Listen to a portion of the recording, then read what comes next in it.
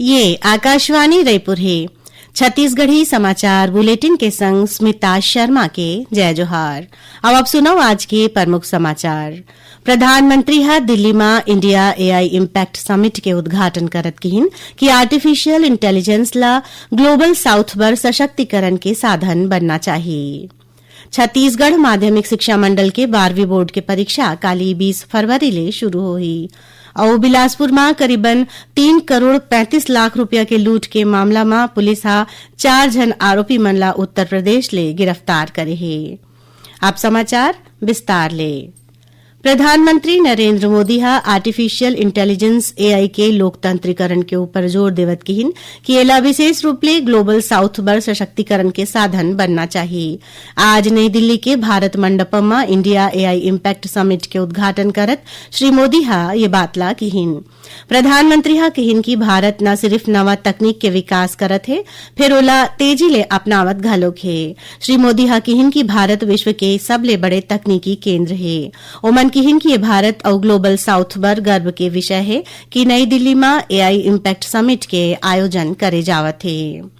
प्रधानमंत्री हा किहिन कि आर्टिफिशियल इंटेलिजेंस ले मानव इतिहास में क्रांतिकारी अध्याय जुड़त है। श्री मोदी हा एआई बर मानव विजन के रूपरेखा प्रस्तुत करिन, जेकर अर्थ है नैतिक और सैद्धांतिक प्रणाली, जवाबदेह शासन, राष्ट्रीय संप्रभुता, सुलभ और समावेशी, वैध और न्याय संगत। बाल सुरक्षा के महत्व पर जोर देवत प्रधानमंत्री हा कहिन कि स्कूल के पाठ्यक्रम जैसने ही एआई घलो लइका मन बर सुरक्षित और परिवार के मार्गदर्शन में होना चाहिए। सम्मेलन में विश्व के नेता मन के स्वागत करत केंद्रीय इलेक्ट्रॉनिक्स और सूचना और प्रौद्योगिकी मंत्री अश्विनी वैष्णव हा किहिन कि सरकार हा एआई स्टैक के सबो 5 स्तर में काम करत है। ओमन बताइन कि सरकार हा एक ठन ऐसन कॉमन कंप्यूट प्लेटफॉर्म बनाए है जौन स्टार्टअप, शोधकर्ता, शैक्षणिक संस्थान और विद्यार्थी मन ला किफायती दर में 38,000 जीपीयू देवत है। श्री वैष्णव हा किहिन कि एआई ले जुड़े खतरा ला कम करे के रास्ता खोजना होही। नई दिल्ली के भारत मंडपम में आयोजित इंडिया एआई इम्पैक्ट समिट में रायपुर के युवा अनुराग मानिक और आस्था मानिक ला पहला स्थान मिले है। ओमन हा बिलुथान में 40,000 ले ज्यादा प्रतिभागी मन के बीच 3 ठन कठिन चरण ला पार करत ये उपलब्धि ला हासिल करे हैं। ए युवा मंडहर ले बनाए गए ऐप कर्तव्य हा एआई ले बने आवाज और असली आवाज के अंतर ला पहचान के लोगन ला डिजिटल धोखाधड़ी ले बचाए में मदद करही। ये उपलब्धि में मुख्यमंत्री विष्णुदेव साय हा दोनों युवा मन ला बधाई दीन है। ओमन किहिन की परंपरा और समृद्धि और सांस्कृतिक विरासत ला सहेजत छत्तीसगढ़ के युवा मन हा आधुनिकता के दौड़ में घलो आगू बढ़त हैं।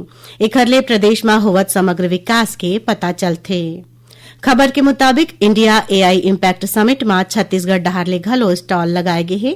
Chhattisgarh driven by intelligence theme में आधारित यह स्टॉल में राज्य के एआई क्षमता, आधुनिक डिजिटल अधोसंरचना और निवेश की संभावना ला दिखाए गए है। स्टॉल में डिजिटल प्रस्तुति, सूचना पैनल और इंटरैक्टिव माध्यम ले छत्तीसगढ़ ला उभरत टेक्नोलॉजी हब के रूप में प्रस्तुत करे जावत है। स्टॉल में विशेष रूप ले नवा रायपुर में बनाए गए देश के पहले एआई डाटा सेंटर पार्क की जानकारी देगे है। भारत एआई इम्पैक्ट सम्मेलन में प्रादेशिक समाचार एकांश रायपुर डहार ले तैयार करेगे विशेष कार्यक्रम के प्रसारण आज रतिहा 8 बजे ले 8:10 तक करे जाही। ये कार्यक्रम ला छत्तीसगढ़ के सब आकाशवाणी केंद्र बन्हा रिले करही। छत्तीसगढ़ माध्यमिक शिक्षा मंडल के 12वीं बोर्ड के परीक्षा काली 20 फरवरी ले शुरू होही। उन्हें 10वीं के परीक्षा 21 फरवरी शनिवार ले शुरू होही। 12वीं के परीक्षा 18 मार्च के और 10वीं के परीक्षा 13 मार्च के सिरा जाही। दोनों परीक्षा के बेड़ा बिहनिया 9 बजे ले मंझनिया कुन 12:15 बजे तक तय करेगे है। छत्तीसगढ़ी समाचार बुलेटिन आपन आकाशवाणी रायपुर ले सुनत हो। छत्तीसगढ़ के खबर ले है आपकी वास्ता और खबर के विश्वसनीयता ले है हमार वास्ता। आकाशवाणी समाचार रायपुर के प्रादेशिक समाचार बुलेटिन के संगे संग हमार समसामयिक कार्यक्रम आप रेडियो के संग अपन मोबाइल में घलो सुन सकत हो। आकाशवाणी समाचार फेसबुक, ट्विटर और यूट्यूब में घलो हावय। हमार फेसबुक पेज हरे Chhattisgarh news on AIR, Twitter handle CGAIR news और हमार यूट्यूब चैनल हरे छत्तीसगढ़ AIR न्यूज। तो अब रेडियो के संगे संग आपके मोबाइल के माध्यम ले हम आप तक पहुंचत हन। छत्तीसगढ़ के हर खबर पर सुनत रहो आकाशवाणी समाचार।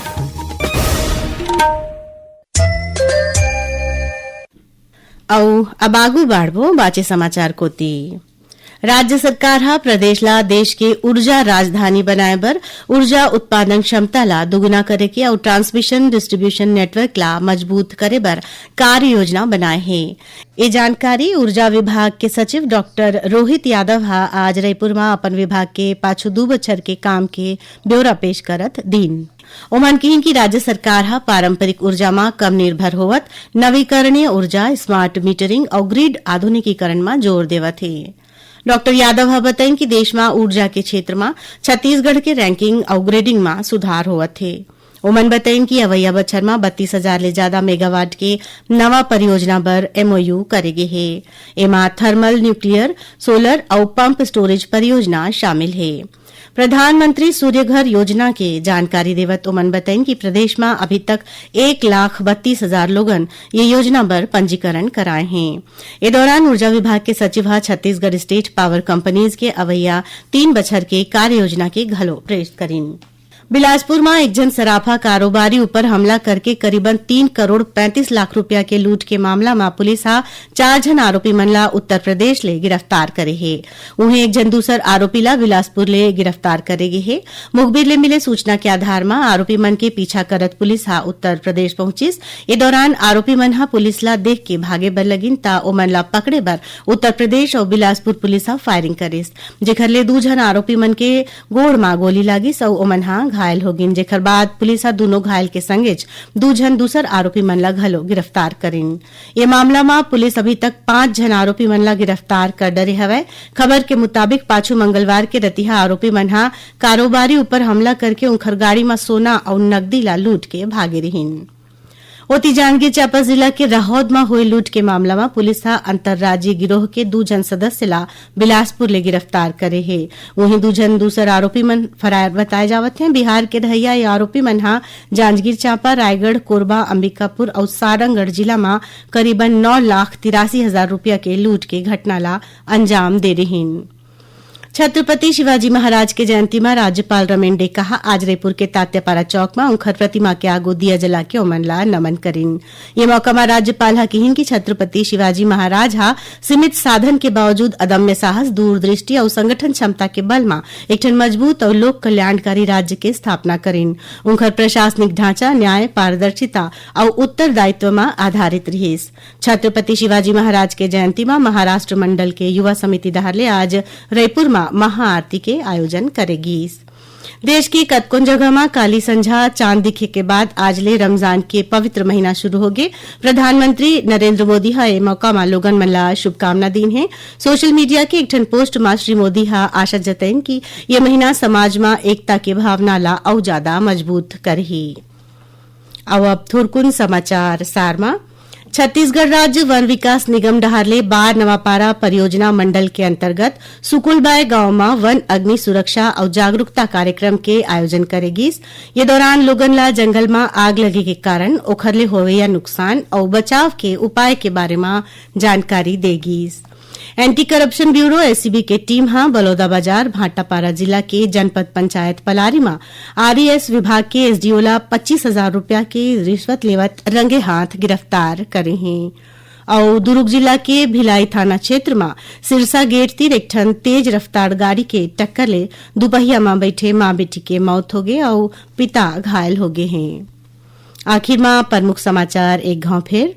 प्रधानमंत्री हा दिल्ली में इंडिया AI इम्पैक्ट समिट के उद्घाटन करत किहिन कि आर्टिफिशियल इंटेलिजेंस ला ग्लोबल साउथ वर सशक्तिकरण के साधन बनना चाहिए। छत्तीसगढ़ माध्यमिक शिक्षा मंडल के 12वीं बोर्ड के परीक्षा काली 20 फरवरी ले शुरू होही। और बिलासपुर में करीबन 3 करोड़ 35 लाख रुपया के लूट के मामला में पुलिस 4 जन आरोपी मन ला उत्तर प्रदेश ले गिरफ्तार करे है। एकरे संग छत्तीसगढ़ी समाचार बुलेटिन इहे सिरावत है। जय जोहार।